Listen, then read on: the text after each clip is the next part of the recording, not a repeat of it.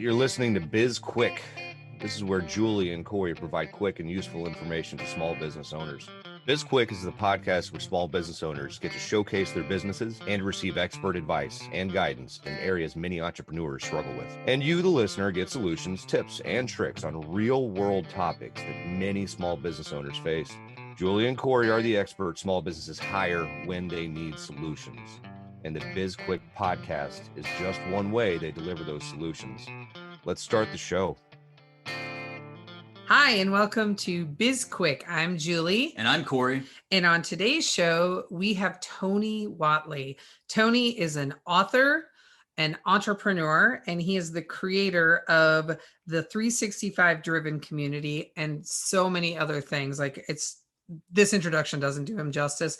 Tony's out of Houston, Texas. He's going to come on in a little while, and we will spend time with Tony. And just as a heads up, even though you're going to be able to see the time, we're probably going over our normal 30-minute podcast on this one because we can't wait to spend some time chatting with Tony. But before he gets on, we're going to talk about that all-important topic when it comes to entrepreneurs of desire versus ambition. Yes, this is always a fun topic, especially when you have that conversation. If you are an entrepreneur yourself and you talk to somebody who isn't, they've got, they're just their corporate 9-to-5 job, and they always say, oh, I'd always love to start a business. I've always wanted to do X, Y, and Z. I've always wanted to write a book, or even into things. I've always wanted to run a marathon. There's all of the I've always wanted to, but very little action in order to do any of those things. Yep. It's the, I think that's why so many people don't share like what their goals are with other people, right? Because they probably know straight up that they don't actually have what it takes to complete the goal. And I think that goes along with starting a business as well. There's a lot of people who would love to do it, but just can't pull the trigger on it because it's a lot of work. We say that all the time, though. It's a lot of work, right? Yeah. Well, and it's funny because there's also the group of people who always talk about like, oh, I'm going to write that book one day. They talk about these goals that they have, and then they just never follow through. And it's like the boy who cried wolf, where at some point you just stop believing, like, sure, whatever. You'll get around to it when you get to it. Just stop telling me about it. I've got a good friend of mine who is in the restaurant industry, and he, for the past 20 years probably, has been like, oh, I got to get out of this. I got to find a new job. And I think he turns 44 today. But I've known him forever. And he says that all the time. Oh, I got to get out. I got to find a new job. I'm like, just do it then. Quit talking about it. But if you're not going to do anything about it, then stop talking about it. Because I'm tired of listening to you complain about your crappy job and how you want to be doing something else. I can't wait till we're done recording so I can ask which friend this is. Wells, he will never listen to this. That's actually who I thought you were talking about. But so I have a question for you. When it comes to having these like big ambitions, air quotes I'm using, and like setting goals for yourself, do you share them with other people, or do you usually keep them really private?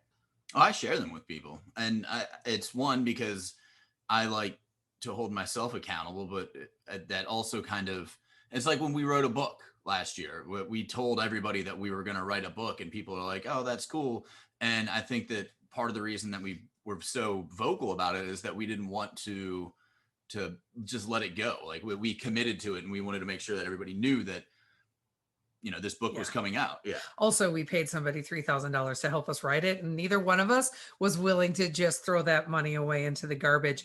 What's interesting is I think a lot of times, and listen, I'm not a huge Beyonce fan, right? I appreciate what she does, but I think to myself, she has the same 24 hours in the day that we have, right? And she just seems to just constantly be producing and producing and producing. I'm like, man, like if I would compare myself to her, which I don't, because why would I? But I think, how does she get so much done in 24 hours, right?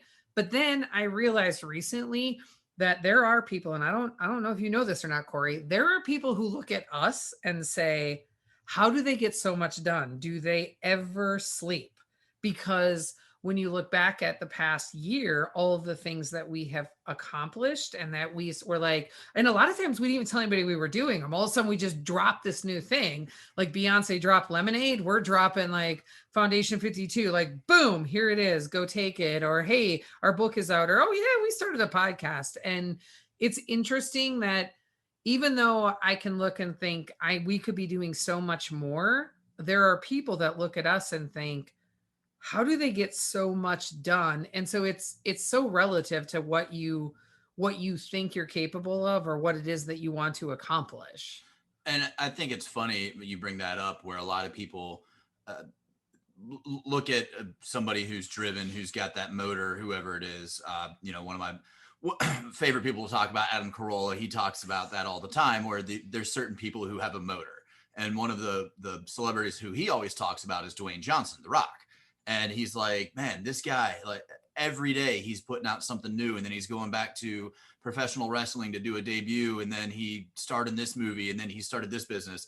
And it's one of those things where I wonder for him, and I know that it somewhat, I feel this, it's like you feel guilty if you're not doing something productive. Like you're like, well, okay, I did that, but I could have done something more. I could have done something else. Well, yeah. So you've hit on two big things that I want to talk about real quick. The first one is this. That's for some people, and I'm certainly following this bucket. I know that you might, but to a lesser degree than me. I feel guilty taking time off because I'm like, I should be producing something. And that to me is like the single biggest downfall of, that's the biggest negative of some of the networking communities that I'm in, is you always hear people like 5 o'clock on a Friday, you'll get this message that the weekends are separation season because your normal people will only, they're not going to work again until Monday morning. And I'm like, oh my God, I need to be part of the community that's doing. And then I feel bad when I take some time off. The second thing that it reminded me of is, and I'm actually going to add a third. The second thing it reminded me of is how few people are really, really good at mastering time, right? So I don't have enough time in my day. Well, that's probably because of the way that you manage your time. And I wonder how many people are really don't realize how bad they are at that. But we've got a solution coming up for that shortly that we can help people with. So a little bit of a teaser there on that. And then the third thing I was going to say is I listened recently to Tony he was on Callie's podcast, Callie Keene's podcast, and the End Hype.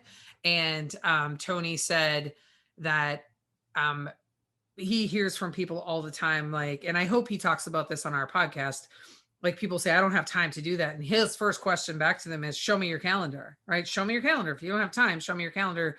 And people immediately are like, oh crap, he called me on it, right? But he's like, honestly, after everything that he had gone through to get himself through college, and it took him a while to get through college and to start his career, when he went to his first job post-college, he felt like he was working part-time because he was so used to working those extraordinary long days of school and work. And so when he got to a 9-to-5 job, he felt like it was part-time. And so he refers to people that work that 9-to-5 corporate work as having part-time jobs. And it's kind of humorous, but it's also really true because, I mean, when's the last time that you worked a 40-hour work week? Yeah. And it's funny because I have no problem taking time off now. And I spent all of my 20s and most of my 30s working 7 days a week, just trying to either make ends meet or trying to get the business going, whatever it was. And I missed a lot of things in my life because, I'm too busy. I was like, oh, I can't take this weekend off. I can't go there. I can't do this because work always got in the way. And at one point I was just kind of like, you know what, screw it. Taking time off is doing something productive, going on a hike, going to visit friends, and it's not like I'm sitting around binging Netflix all weekend. I mean, sometimes that has to happen, but it's one of those things where taking that time off is important for both mental and physical health. But I do understand that story that you told about Tony, because when I left the restaurant industry and got a 9-to-5 job, the first probably 6 months, like every weekend I was blown away by the fact of like, so I don't I don't have to do any work this weekend. I mean, I don't have to come in tomorrow. I will if you need me to. And they're like, no, we don't. Office is closed on Saturdays and Sundays. Well, okay, I'm available if you need me. Don't worry. You know, when we were your corporate, when we were working together. Yeah. I 100% agree. It's crazy how I look now, and I think still, even now today, though, I absolutely would not trade what we're doing now to go back to corporate America. I wouldn't. But we should probably wrap up and bring Tony in. Really excited for this conversation. Can't wait to see where it goes. So let's take a quick break and then we'll bring Tony. All right. Hey everyone, we wanted to tell you about our latest course, Foundation 52, that is now available through our website. This course is built to provide tools and techniques every week of the year, and it's designed to improve your small business. If you're thinking about starting a business, this is a great resource for you as well. We walk you through sales, customer service, disaster planning, growth strategies, and so much more. Head on over to sbpace.com to sign up today. All right, welcome back. And now we've got Tony Whatley with us. Hey, Tony, it is so great to have you on the show. We're excited. Julie, what is going on? Corey, what is going on with you too? Oh, just plugging along, just pushing out courses, pushing out content, staying busy as always. Yes, I keep him busy, Tony. Yes. So let's start out by talking a little bit about your backstory and how you got to where you are, because, well, honestly, I've heard you tell it like 4 times and I love the story so much. And I want to make sure that all of our listeners understand exactly what it is that you've done and how you've done it. That's good. So now you're going to hear it the 5th time, but you know what? I always try to challenge myself to tell it better every single time. So you're going to get the best version of it you've ever heard. Awesome. So yeah, I grew up lower middle class, suburb of Houston, small town, about 15,000 population. Mom is a Japanese immigrant. I was actually born in Japan too. And when we moved here, I was about 2 years old. So I only know the United States. And actually, if you ask me if I like sushi or Japanese car, the answer is no. So I'm very American. And that's because it was my dad. He's a Louisiana redneck, basically, that was in the military, a Vietnam vet. And after the military, he worked in the construction and refinery business here in Houston. My mom worked as the public school cafeteria worker her entire career. Both of them are happily retired now doing their thing. But I had very disciplinarian parents. My mom was the educational disciplinarian. My dad was the Marine Sergeant disciplinarian in all the other regards. And I just knew that I had to show up every day, put in the work and not really complain. And I guess I have friends going back since we were kindergarten. And one of the things that I'll always tell you is like, you didn't really have the easiest life, but you never complained about it. And I knew that because my parents, we always learned that other people had things worse and I shouldn't be, ungrateful, and that even though we didn't have a lot, we had a lot of pride and value in what we did have. And honestly, the first 3 houses that I grew up in, they were all flip houses, basically what we'd call today. So we'd literally go buy the crappiest house in the cheapest neighborhood because my mom and dad valued education. So we moved to a place with a good public school district. And the only way we could get in there was outside of a trailer home or a cheap house. And so we lived in these houses and we flipped them. And even as a kid, I was learning how to replace linoleum tile and painting walls. And that was just normal for me. And, and by the time we were done with the house, it was actually one of the nicer houses in each of those neighborhoods. So they started out with a tiny house, got a medium-sized house and a little bit bigger medium-sized house, over my whole school years. And so I learned the value of hard work. And, people think about kidpreneurs and entrepreneurs. And for me, I just didn't have any money. So for me, that was just working. I didn't think it was a business. Like me mowing yards and walking dogs and washing cars and raking leaves. Like I didn't think of that as an entrepreneur or kidpreneur. I think that's cool now. Like that, I do identify what that is. But for me, that was just a means to get skateboards or bicycles or video games and buy some candy and maybe some nice shoes or something. So it was just a means to an end, really. Love it. I love it. So as you kind of scaled up your entrepreneurial career from being a kid to where you are now, right? You I know you took a pit stop or not a pit stop, but you have your college degree, and then you went on, and I think if I remember the story correctly, your first like full-time like job out of college, you felt like you were just working part-time because you had been working so many hours to get through college to pay your way through college. Yeah, that's right. I was working construction just like my dad in the chemical refineries here in Houston. And I would get home around 5:30 in the afternoon, and I would change and take a quick shower and go to University of Houston. And I would go to school from 6 p.m. till 10 p.m., basically every weekday night. And then on the weekends, I was waiting tables on Saturday and Sunday nights. And I was also working as a mechanic on Saturday mornings at a local shop. So I was working 3 jobs. I was really sleep deprived. My grades actually kind of struggled. Although I have an engineering degree, it was actually very hard for me. I was a straight A student in high school, but when you get to engineering school, all straight A's, they're all straight A students, because so the average actually comes down when we're all like C students and B students at that point. And it was tough for me. I didn't enjoy college at all because I was broke and stressed out, and my girlfriends didn't want to stay with me because I was always gone or working. And I just didn't really enjoy that. So when people tell me they loved college and all the university, I was like, geez, I had like 7 years of brutality and having to pay for it myself, because I was outrunning the whole, family stigma. I mean, I give a lot of credit to my dad. He was the first one in our family to get a house that didn't have wheels attached to it. So he made that first effort to go join the military and get himself out of that situation. And then that led for me to be the first one in my family to go to the college, even though I had to pay for it myself. I'm okay with that. I never complained about it. But yeah, when I get out of college and I get a big boy salary job of $40,000, whatever the entry level junior project manager makes back then. And I was getting home at 4:30 in the afternoon because you start earlier. And I was like, well, what do I do the rest of the day? Like, this is lame. Like, and so like most young men, I think I hit the bar scene a little too hard for a few months and figured out that wasn't really getting me where I wanted to go. And I still had a lot of big dreams. And so I started picking up extra jobs. I actually went back and was waiting tables at the restaurant that I formerly worked at. It's called Bradley's. It was a brewery steakhouse in the Clear Lake area, and it's long gone since then. But I just went back, and I never had like a worried about being embarrassed. Like most people don't want to do that kind of stuff because they think they're too good for it, right? My first job was McDonald's, and sometimes I had to go clean the restrooms and mop the floors, but I always did a good job. I just make sure I did the best job I could. And any job I've ever had, I had that same regard. I just wanted to do my best. And I really wasn't embarrassed about things I had to do to go get the things that I wanted to have or have achieved. And I think that a lot of times people's egos get in their way and they think they're too good to do something, and then they don't do anything and they end up just stuck where they're at. So I've always had that tendency just to do it, suck it up and get it done. Yeah, it's such a good point, and I totally agree with that, because a lot of I was in restaurants for years, and I kind of the same thing. Like I worked all throughout college.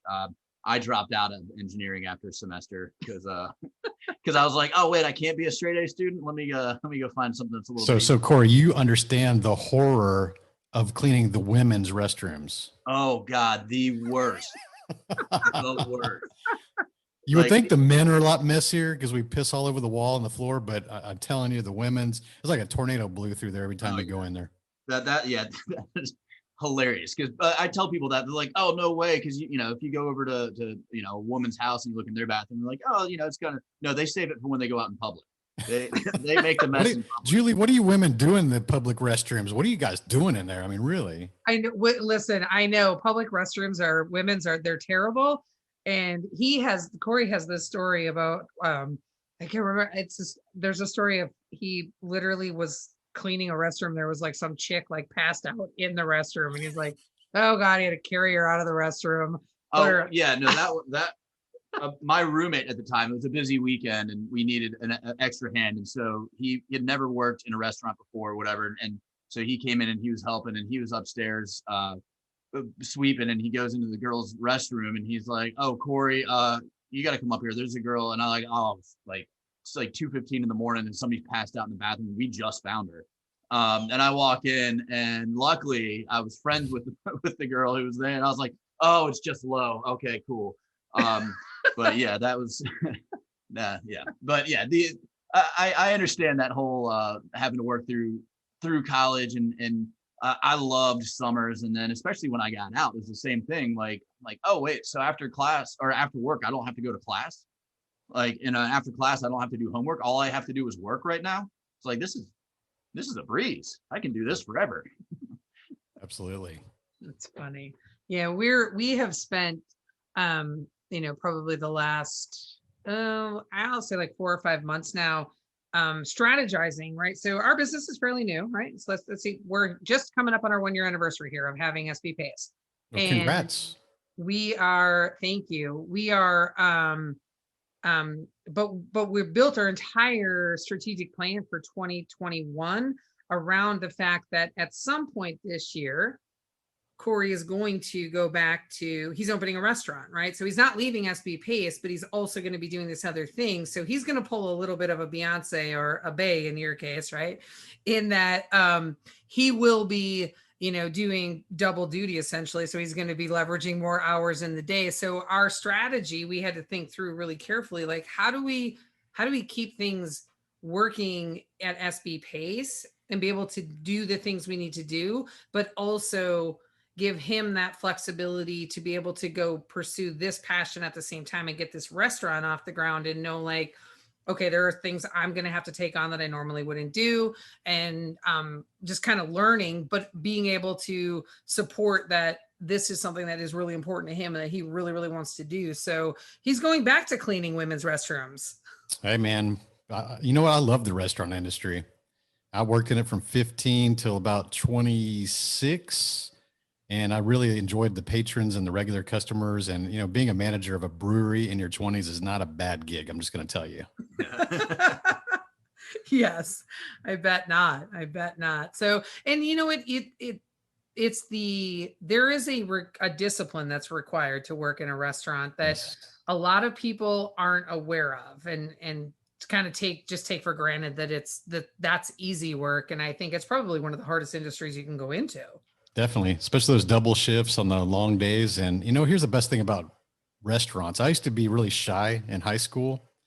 And honestly, when I first started at McDonald's, I liked to make the biscuits and cook and hide in the back because I didn't want my friends to see me at the front counter because I was kind of embarrassed of having to work, right?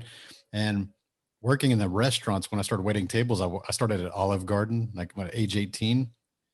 What it does is it gives you a lot of repetitions of meeting strangers and having to rely on strangers and be able to read customers instantaneously to really drive your income.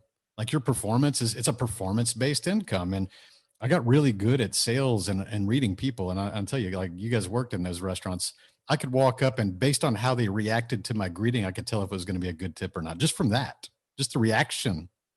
And I was very accurate. I think, like, Corey, you're nodding. You see this, like you walk up and say, "Hey, I'm Corey, and I'm going to be taking care tonight." And if someone just looks at their menu and goes iced tea, like that's a low tip already. You already know that. Yeah, they got something wrong with them. They're not going to come around. It's a low tip, but it's also depending on how much energy I have at the time. It's also a challenge to see. Okay, let me see if I can get this person to actually interact. Let me see if I can. Like turn this into a 25% tip, not a 15% tip. Yeah. I want to switch gears a little bit if we can and talk about the community that you've built with 365 Driven, because I love the concept behind how you build communities and what's important to you in the community. And it's not what people think. It's not that vanity number of how many people you can get in. Obviously, you want to grow them really big, but that's not what you're going after, is it? No, not at all. I think that's the social media of the 2008 and newer era is everybody's infatuated with getting followers. I got to get followers. Can I buy followers? It's always like they get the itch, like a crack, be like, "Hey, you got any more follows? Can you follow me? I'll follow you back." And it doesn't even matter. Like, to me, people mistake, especially like I'll listen on Clubhouse when people are talking about community building, but they have big followers and they're like, "Oh, let me tell you how I build a big community." And it's like, okay, you have 20,000 followers. That's not a community, right? They mistake the two. They think they're the same thing. So a community, let me talk about followers. Followers is first of all, putting yourself on a pedestal or other people putting themselves lower on their pedestal because they like what you do. They believe what you're putting out. They like the content. I get it's entertainment. It's education. It's inspiring. Like, cool. I like that. But it's really a one-way communication line between the person that you're following to you. So they're putting out their content and you might reply to their stuff once in a while or throw a like. And that's kind of like the feedback more than a communication channel. And if they're cool enough, maybe they'll reply back and go like thumbs up. Hey, thanks for liking my like. Right. So it's not really a communication channel. First of all, it's really like it's broadcasting. Right now, a community is different because as a true community builder, it's my duty to be embedded and be accessible to the people within my community. You never want to go in there with ego and say, "Oh, you guys, thousands of people are here because of me, and I'm super awesome." And you got to talk to my VA's VA to get access to me because I'm just super cool. And I got my Lamborghini with the doors up and I'm posing in front of it. Like, I'm too cool to talk to you guys on a daily basis, but I'll check in once a month. Like we see communities like that. That's bullshit. That's not a real community. Be embedded in the community, be Tony rather than like, that's the Tony, right? Just be the person that's in there and answer people's questions, give advice, show up every day. It's your community. If you're going to have a community, show up every day and respond to a few posts, throw some encouragement, congratulate the people sharing their wins, just be interactive, right? And it's also my duty to create the strong bonds between individual members of the community, not my bonds to them, but their bonds between each other. So I want everybody in my 365 driven society to be best friends. Even if I'm not their best friend, I want them to all be best friends because it's just like the local bar or the restaurant, Corey. If we have a favorite group of people that we want to go hang out with, they're all friends of ours and we can't wait to go see them, just like at the local bar. That's what a real community is. And I think a lot of times people just think it's this follower business model, which it's not even close. And there's a lot of people that don't have the right leadership ability, or they have too much ego or not enough humility to run a large, community base. I mean, I built these automotive communities. To first one, it grew to over 300,000 registered members. And then I duplicated that same business model and I built a truck website and it grew to over 280,000 registered members. And everybody just knew me as Tony. Had some cool cars, and I would just interact with them and be a part of the community. And they all knew who the owner was. I didn't have to go around and humble brag that I was super cool and you're all here for me. No, I just created value for them, gave them opportunities to become best friends by having racing events around all the hot spots in the country, got them off of their keyboards and off of their screen names to go put names with faces and real names. And then they left those events after racing each other, talking a little trash, hanging out in the hotel, drinking at the bar. Like, man, these people are really cool. And then what do? They go back online on Monday and now they're all best friends and they all and they just keep coming back because they know people. And that's what's important, and Facebook is kind of like the same business model that I created back then. And it's very similar. They just do it on a higher level. So we go back there because our friends are there. We don't like Zuckerberg. Let's be honest. He's like kind of a dweeb and he's too controlling and not enough experience and wisdom in his mind. He's just too powerful. But we don't go there for him, right? We go there for the people. That's what a community is. Yeah. And I love the concept of just being genuine in the community. And you said something that I was going to bring up and I really like it. It's the providing value instead of validation. It's I join a community because I get something out of it, not because somebody's going to recognize that I'm there. And, that person has the community because they want to, like, they're genuinely providing value. They're not doing it because they want a pat on the back or, their ego boosted. Yeah, absolutely. Absolutely.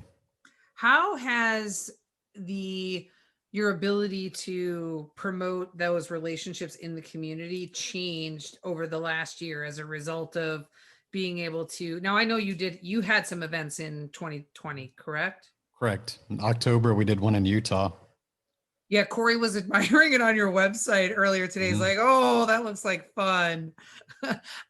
So did anything change though in how you went about kind of trying to build and promote that community while everybody was so unsure of what was happening in the world and there were so many polarizing opinions of what people should and shouldn't be doing? I mean, I think that for me, I'm a numbers and data guy. Obviously, I'm an engineer. I like to analyze things. And I think at this time last year, when March was kicking off, my wife and we were actually vacationing in Portugal when COVID was kicking off. And everybody was like texting us like, oh, you guys got to get home. They're going to close the borders. And they're all freaking out and buying all the toilet paper, remember? And we're in Portugal. We're actually closer to the source of, things that were going on in UK and Spain and stuff like that. And people there weren't like all hyped up and freaked out about it because the way the news media reports things in Europe is different than the United States. So the US, we could still see the same channels. They were all like, oh my God, everybody's going to die. And Jesus is going to reach down with lightning bolts and strike everybody. And if you don't have a mask, you're just going to die. Ah, and everybody's, well, shit, I need some toilet paper, you know, whatever that came from. In Europe, everybody's like, oh, it's just another disease. It's another disease. Like, you know, people are going to die, you know, it's be safe. Right. And so looking at the data, we're all a little bit freaked out, and, you know, but after about 2 months of seeing the trends, you're like, okay, we kind of know who it's affecting. It's elderly and people with immune system deficiencies. That's kind of what we're seeing. And, you know, as the year went on, I started to notice that 2020 was actually it's a separation season. You've seen a lot of people who were influencers or people that perceived as leaders, like they crumbled like little weaklings because they didn't have certainty anymore, and they were, and they became part of the drama, right? And a few of us were kind of sitting back, and I'm thinking like, well, I thought you were kind of alpha, super strong person. Now you're like being all weak and like panic mode, like at the first sign of adversity. But I know who my audience is. I said, they're not like that. And so while everybody was canceling their events, and without giving refunds, by the way, like we're just canceling our event, you know, we might give you credit for next year's event. That happened to a few times. I actually got 4 events I was supposed to go speak at that got canceled. And it's like, okay, whatever. It's like, you know, while all these other people are canceling their event, I'm going to go have an event. And it was really a kind of a finger in their eye kind of thing, right? It's like, so actually we named it Advance. Like, while all of you are retreating, we're going to advance. Oh, I love that. And it's like, this isn't a retreat, it's an advance. We're moving ahead. We're not here to relax and screw around. It's an advancement. So some people are like, oh my God, you're never going to sell that out. Like, people are like still freaked out about traveling. Okay. So yeah, we had a few people fly in from Hawaii. We had people come in from Canada, filled out like 32 seats, high ticket mastermind. And they're spending $3,000 a person. And everybody's like, oh my God, Tony's actually having an event and like it's doing well. And like, yeah. And nobody died, you know, and everybody loved it. And they were like, I can't wait to come back again next year. So listen to your audience, know who they are and know what they want out of you and what they'd be willing to do to go get the love and the attention and the resources they need. And I had to make that bet. I mean, I put a $15,000 credit card deposit down on the facility to rent out before I could go market it. But I knew my people, you know, and it sold out. So it was kind of like, you just got to have to trust your gut and turn off all the news, regardless of what side of politics you're on. Turn off all the news. It's not there to inform you. It's there to enrage you, make you go share their links back to their website so they can generate billions of dollars in advertising revenue. So it has nothing to do with information or looking out for you. So I unfollowed all that shit after 2016. I don't follow any news, local or national. And anybody that keeps regurgitating a bunch of news headlines, I just unfollow them too. Yep. Same way. I don't even have like live TV. So it's not even an option for me. And I have no desire to listen to it. I don't want to be a part of it. Yeah. I mean, I'm half Japanese, and apparently I guess everybody hates Asians now, and I'm supposed to feel like a victim. So I guess that, you know, I have to maybe go see the news headline for that somewhere, but I just don't see that in my life. I saw that. So the only time I ever see the news is when I'm at the gym, because they have it on TV. And I was going to let you know that you're supposed to be living in fear now. So should my white half hate my Japanese half? Because that gets confusing. Yes, she should. There's a chart. You can get it on CNN, I'm sure. It tells you who you're supposed to hate in fear. Got it. Man, that's like an internal struggle right there. Like, should I hate myself or love myself? Oh my gosh. That is the question. You know, on the whole canceling of events in 2020 and the refunds, I think the part that really like was hard to swallow on that was and so I had like 4 different things that had been canceled on me. And one of them was like a $5,000 event, right? That I had paid for in advance to go. And they're like, we're just going to push it to 2021. Right. And here's the new dates. Right. And it's like, there were people who were enraged that there wasn't even an option. And then so finally they're like, well, you could have a refund, but it's only like 40% of the ticket price. And it's like, what the?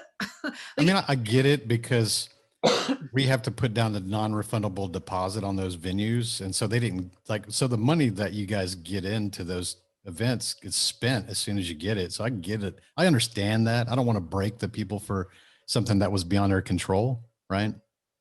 Yeah. Yeah. Yeah. It just was, it's a very, as I always say, there's a right way to handle difficult Yeah. situations, right? And it starts with communication and how you're giving that information to people to let them know, like, we would love to give you all of your money back, but the reality is we don't have your money anymore. That's the transparency we need. I agree. Just Yeah. be honest. People will understand. Yeah. You know, because the problem is if saying like, okay, here's the option of refunding, they know that if they put that out there, that everybody's going to just take a refund. And if they want to go to the event next year, they'll buy the ticket again, but that money's already spent. So I get it. Yeah. So I don't know if you know this or not, but a couple of weeks ago, you were the reason that I was late for a meeting. Oh, don't blame me. Don't Well, you dare. Full accountability, Julie. Come on. And here's why. You were leading a clubhouse room. I think it was your room. Is it Breakfast with Champions? Yeah, I'm a co-host in that one with Glenn Lundy. Yeah. Yeah. And you were telling a story about this trip that you and your wife took, and where you did this exercise, pieces of paper, separate rooms, write down the names, and how that was such a game changer for your business. And what you did is an incredibly hard thing for most people to do. Like 99% of the people in the world are not willing to do what you did. And I'm really hoping that you will share this story with our listeners and talk about why you did it and why you think everyone should do it. Yeah, this is a good one because my entire life I've always been somewhat of a empath and try to help other people. So I've always considered myself a good person. And when I left corporate in 2015 to just try to figure out what I wanted to do to create impact in this world, I didn't have all the answers at that time. I was in a near-death accident in 2015 racing cars. And so by the time 2016 was ending, I started thinking, okay, I think I have the answer. I want to go impact people by teaching them business principles and the things I've had success in. And so I started thinking about that, and I started making video content. I joined Toastmasters to try to get better at speaking and these things. And I had some friends that were in the car circles and people that I'd known for 10, 20 years sometimes that were making fun of what I was doing. They're like, what do you think, you're Tony Robbins now? Are you a motivational speaker? And like just kind of passive aggressive being dicks, to be honest. And I was like, no, dude, I became successful, but I only impacted people I closely knew. These are the kind of people that had perks and benefits from being around me, right? Because they get discounts on car parts and wheels and stuff from some of the businesses I had created. And so they weren't true friends. I was a friend of convenience, and kind of hurt. And then 2018, and I actually was coaching people to build up my programs and my processes and repeatability. And I was building the group, and I launched my book, became a #1 bestseller on Amazon, sold thousands of copies. And even then some of them would make fun of that. They're like, oh, you probably paid somebody, you probably bought 1,000 of your own books, and just being little haters. Right. And so 18, I didn't pay myself at all. 17 and 18, I didn't pay myself. I was going through the process and, living off savings that we had built up. And when I finally started to get to the end of 2018, I decided, like, it's been a rough year. My wife and she was starting her real estate business. I was starting my coaching business.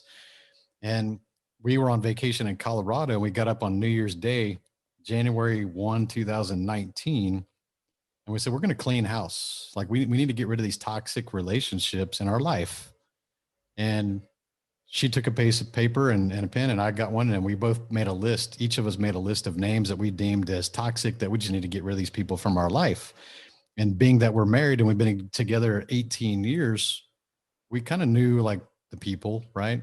And we made an agreement like, hey, if there's a name on your list, I will remove them from my circle. And if there's a name on my list, you'll remove them from your circle as well. There was a lot of overlap there, obviously, but there's probably 5 or 6 per. I think I came up with 12, and she probably came up with 20 because she's a little bit more judgmental than me. She's got a better radar for people than me. And we said, okay. And so we deleted all those people from social media. We stopped, taking their invites to go do things or spend time with them. We just created boundaries. I mean, we weren't rude about it. We just kind of backed off into the shadows and separated ourselves. And, and of course word gets out of, one of them discovers we're unfriended, and it kind of, they get on their little text circles, and I get it. Like, but I didn't care at that point because it already been a rough year. And I felt that I was already down, and I felt like they were kicking me while I was down, and I was trying to dig my way out of that hole. And I was like, I don't need these people in my life, and so we did that. And it was actually really hard. And when you're going through this process, the thing is that we hear that you should cultivate and curate the circle of people around you, whether that's your friends or your family, or even if it's your spouse. And you need to assess their toxicity and if they bring you energy or if they rob your energy. And that's the easiest way to really classify people, because there's no in between. I mean, some people have bad days. That's not who their nature is, what their habits are. So, best way to assess that is when you see their name flash on your phone screen when they're calling you. Do you go, oh, wait, man, I can't wait to have this conversation. Like, so glad they called me. Or do you go, fuck, what do they want now? Or like, them again? Well, that's an indicator right now of their initial reaction. Maybe when someone says their name, what is your reaction? What's your emotion to that? Is it like fear or anger, or I just want to avoid them? Or, so assess those kind of people in your life and get rid of them, because we all nod our heads. We go, yeah, it's a great idea. Yeah, we should do that. Yeah, the circle matters. You become the average of the 5 people you hang around. Everybody agrees on that. It sounds like common sense. But until you take that actual action to separate yourself and create boundaries, it's all hearsay. Like, it doesn't even matter. You can nod your head to all the good information you can, but until you do something about it, it doesn't matter. So we literally did that, and it upset a few people, obviously, because they're like, what happened? Did I say something? It's like, no, we just think that we need to move on.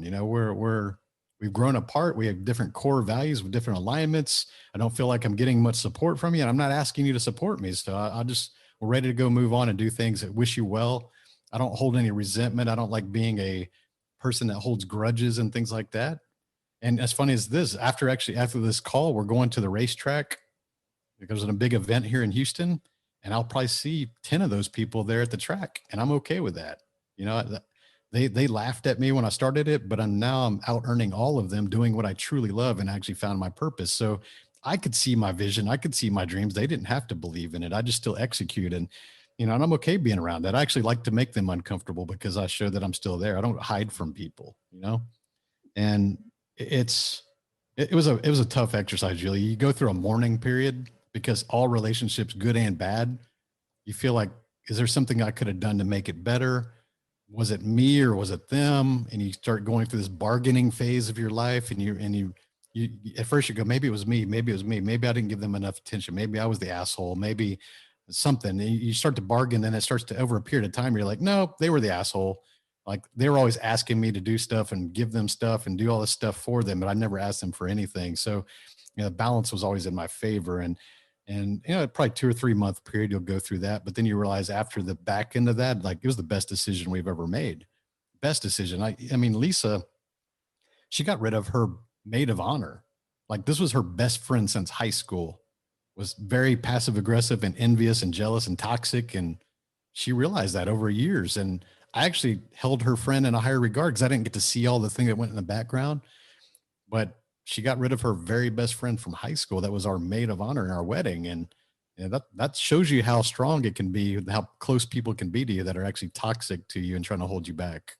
Yeah, it's, I love that. I love that story so much. Every time, like, I've heard it, I think it's like the 3rd time now, and I'm captivated by it, right? Because it takes an incredible amount of strength, because we're not conditioned to do that, right? We're conditioned to just leave these people in our lives. And, me personally, my number one core value is loyalty. Mm-hmm. But the benefit of loyalty as my number one core value is that when somebody sort of offends that value on to me, it's easy for me to just cut them. But, I spent, like, 2020 was really, really tough. And you not even because of COVID, but you understand fundamentally when you're starting a new business, right? It is a grind, and it never really goes the way you think it's going to go. And support comes from the strangest places. Like, you're expecting it to come from these people who are, like, on your A list. And those people, they're the people that seem to be, like, they have the least amount of belief in you. They don't, like, they never say anything. They never ask about it. It's like they don't care. And the kind of support that you're looking for that, we needed the most in 2020 was, hey, just share our shit, like our stuff, talk about us. Like, you don't have to buy anything from us, but at least at the very, very least, ask us how we're doing. Right.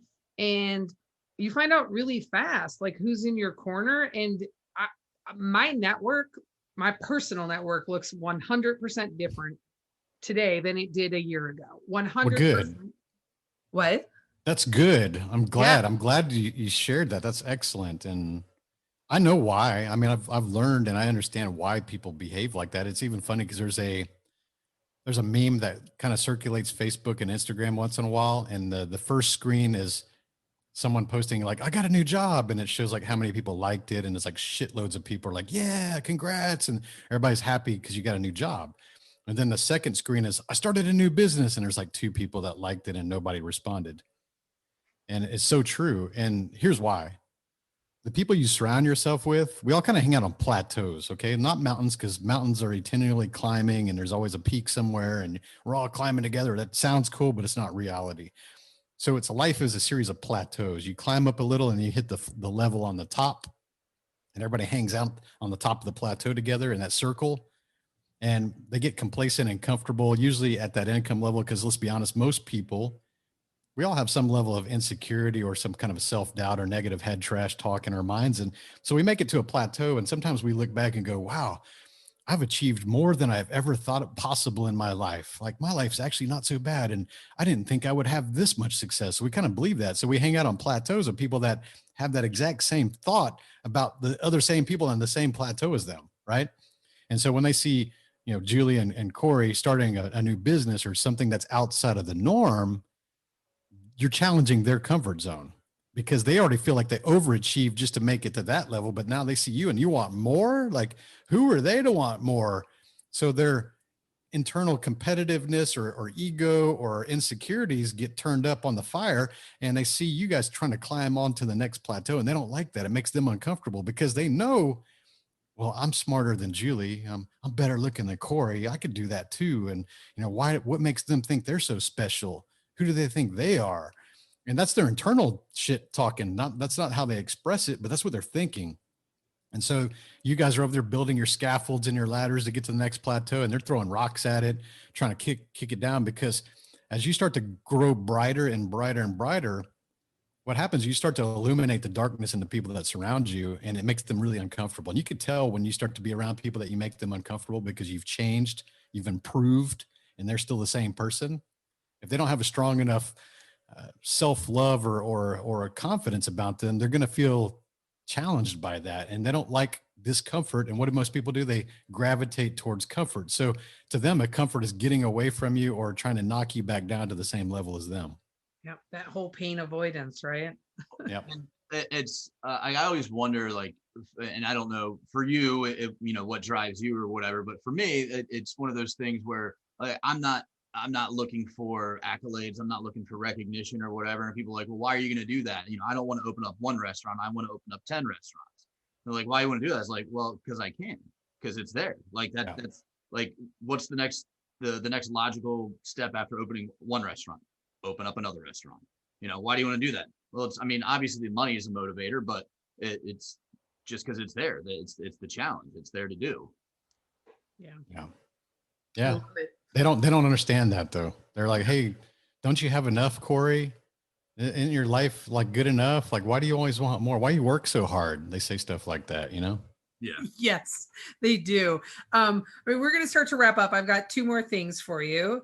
The first one is I laughed to myself. I don't know that I've told anybody this story before, but your book came out 2018, Tony? Yep. May of 2018. Did you run Facebook ads? No, I didn't. I just did it organically.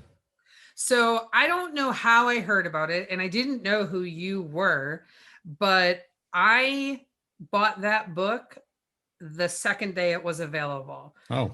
I was like, this looks like a really interesting book, right? And I don't know where I saw that it was available, and I bought it and devoured it in, like a weekend. I read it, like captured like a notebook full of notes. And I just laugh now because I didn't make the connection that it was you that wrote that book until probably like 4 months ago. And I was like, oh my God.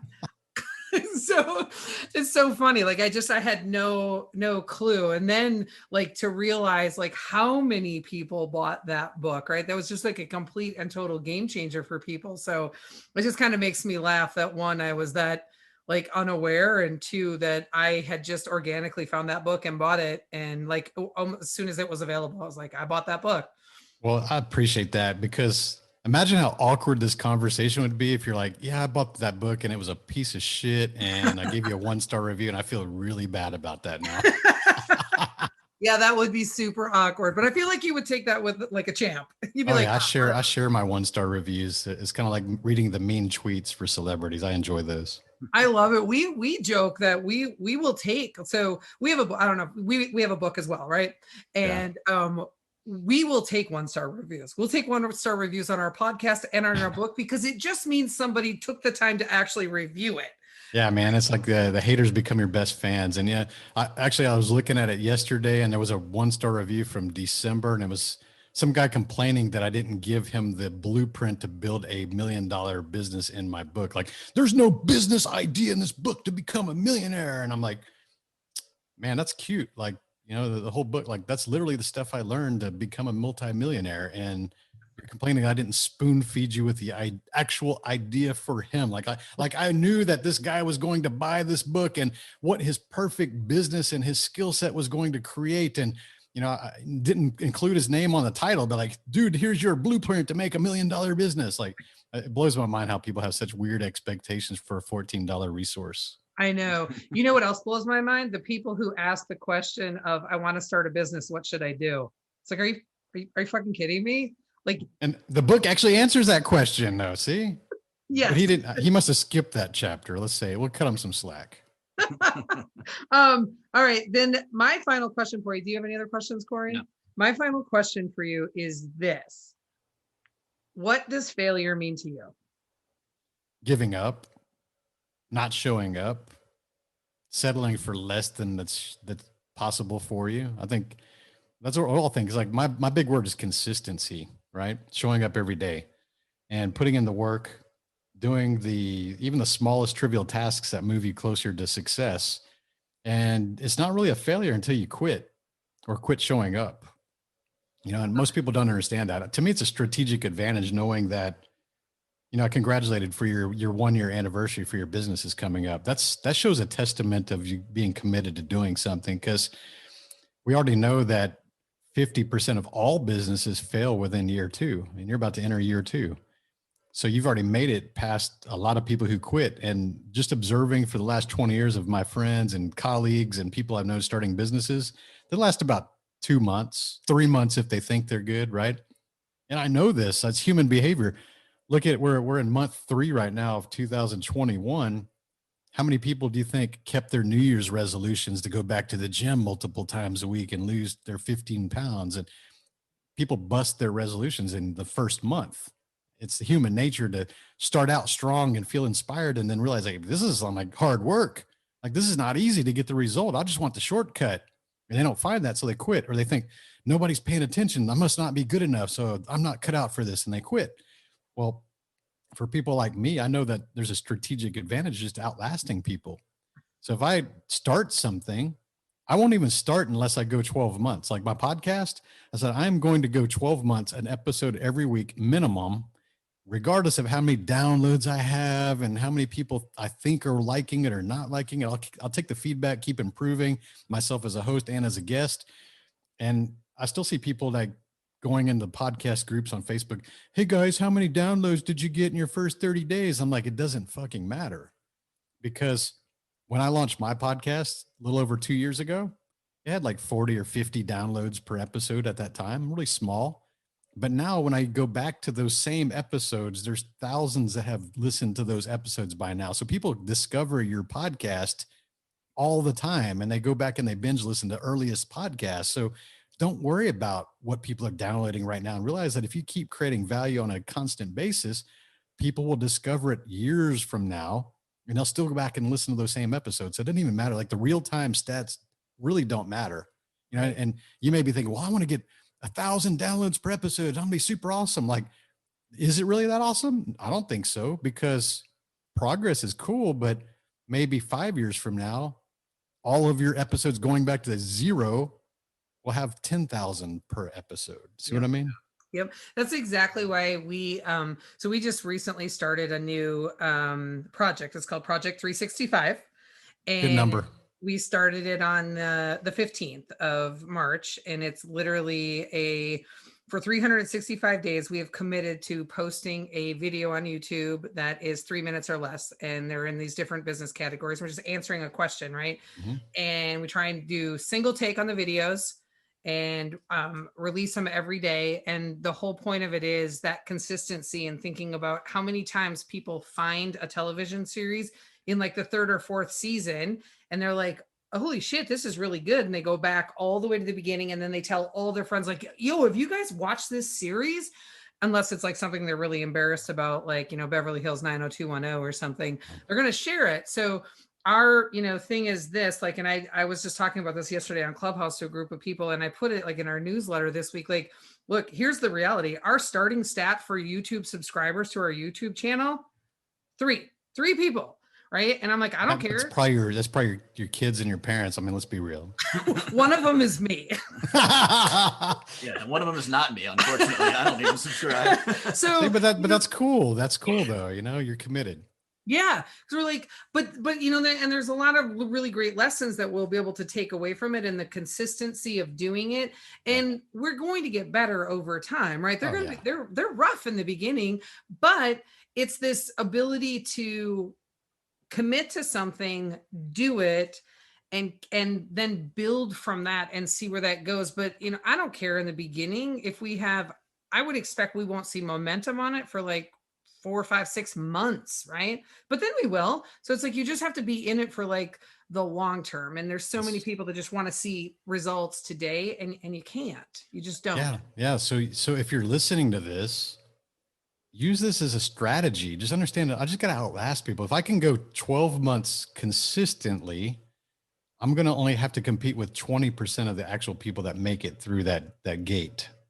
So 80% of your competition is going to drop off because they're weak as fuck and they don't have the diligence, they don't have the drive to do it. So you want to get to that 12-month mark where now you only have 20% of the people to compete against. And most people don't understand that. And that goes for any business. It's not just podcasting, it's anything you want to start. Yeah. And one crazy fact that I saw about podcasts before we wrap up, that I think it's the average podcast lasts 7 episodes. Yeah, we call it pod fade.